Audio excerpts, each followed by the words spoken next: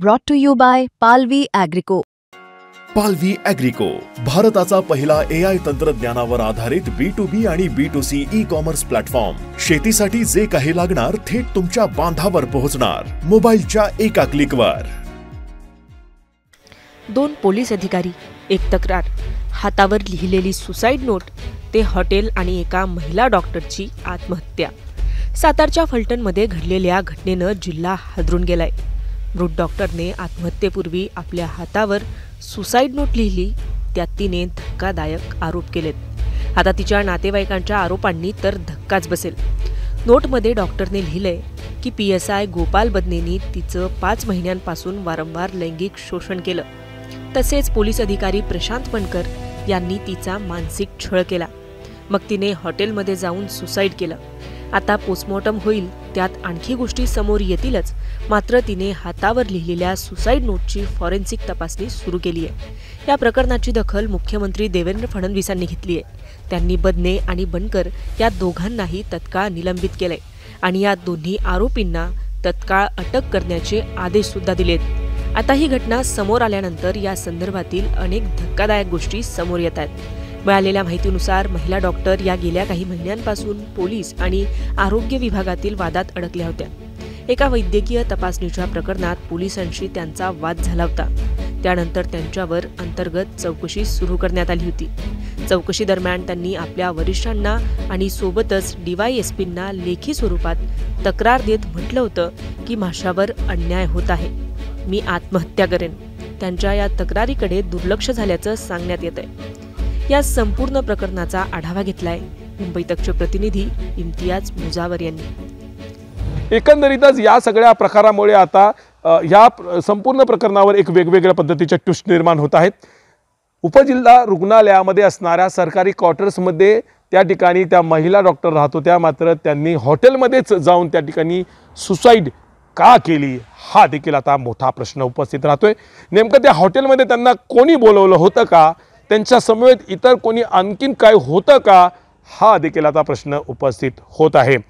रात्री ज्यावेळी हॉटेलमध्ये आत्महत्या झाली असल्याची माहिती हॉटेल मॅनेजमेंटकडून पोलिसांना देण्यात आली, त्यावेळी फलटण पोलीस घटनास्थळावर तात्काळ दाखल झाले. रात्री संबंधित त्या महिला डॉक्टर यांचा शव पोलिसांनी त्या ठिकाणी ताब्यात घेतला आणि ज्यावेळी पोलीस हा शव ताब्यात घेतल्यानंतर ॲम्ब्युलन्समध्ये ज्यावेळी ही शव ताब्यात घेतल्यानंतर हातावर लिहिलेली काही गोष्टी पोलिसांच्या निदर्शनास आल्या. त्यावेळी थेट हातावर फलटण पोलीस ठाण्यामधील कार्यरत असणाऱ्या PSI बदने यांचं नाव त्या सुसाईड नोटवर हातावर लिहिलेलं असल्याचं निदर्शनास आलं. ही सुसाईड नोट वाचल्यानंतर पोलिसांच्या पायाखालची वाळूच सरकली. वरिष्ठ अधिकारी बनकर यांनी मानसिक छळ केला आणि PSI बदने यांनी सातत्यानं 5 महिने बलात्कार केला असल्याची त्या सुसाईड नोटवर हातावर लिहिलेल्या यामुळे आता पूर्णतः पोलीस यंत्रणेच्या आणि पोलिसांची प्रतिमा या लिहिलेल्या सुसाईड नोटवर मलिन झाला असल्याची चर्चा संपूर्ण फलटण शहरासह सातारा जिल्ह्यात झालेली आहे. याबाबत घटनास्थळावर सातारा जिल्ह्याचे पोलीस अधीक्षक तुषार दोशी हे देखील दाखल झालेले आहेत. ही घटना पोलीस आणि आरोग्य विभागातल्या यंत्रणेच्या आणि आरोग्य विभाग आणि पोलीस विभाग यांच्या दरम्यानची असल्यामुळे सरकारी यंत्रणेवरच आता प्रश्नचिन्ह उपस्थित केले जात आहेत. आरोग्य विभागामध्ये असणारा जी यंत्रणा आणि पोलीस यंत्रणा याबाबत कायमस्वरूपी पोस्टमार्टम करत असताना आणि आरोग्य विभाग आणि पोलीस विभाग यांच्याशी सातत्याने संपर्क घेत असतानाच पोस्टमार्टम करत असतानाच पोलिसांकडून दबाव प्रक्रिया वापरण्यात येत असल्याचा खळबळजनक खुलासा संबंधित महिला डॉक्टरच्या कुटुंबियांनी केला आहे. त्यामुळे आता या प्रकरणाकडे आता संपूर्ण आणखीन कोण कोण सामील आहे, ते पोस्टमार्टम करत असताना कोणत्या पोस्टमार्टमवर पोलिसांचा दबाव आला होता, पोलिसांना कोणीतरी दबाव घालण्याचा प्रयत्न केला की काय, हा देखील आता प्रश्न उपस्थित होत आहे. त्यामुळे आता या प्रकरणामध्ये आणखीन कोण कोण सामील आहेत, या आत्महत्या करण्याच्या पाठीमागे नेमका कोणी दबाव टाकला होता, कोणी प्रेशर केलं होतं आणि त्या महिला डॉक्टरने का आत्महत्या केली, हे देखील आता पाहणं महत्त्वाचं ठरलेलं आहे.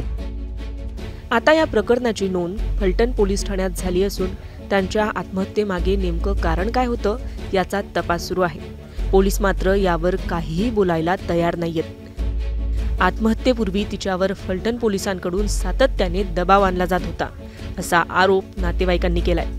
तिच्या तक्रारीनंतरही पोलीस यंत्रणेने कोणतीही ठोस कारवाई केली नाही, असाही गंभीर आरोप नातेवाईक करत आहेत. आता चौकशीचे आदेश दिले जातील, राजकारण होईल, मात्र गेलेला जीव परत येणार नाही. या घटनेमुळे नागरिकांमध्ये संतापाचं वातावरण निर्माण झालं असून दोषींवर कठोर कारवाईची मागणी होतीये. इम्तियाज मुजावर सोबत मुंबई तक, ब्युरो रिपोर्ट, सातारा.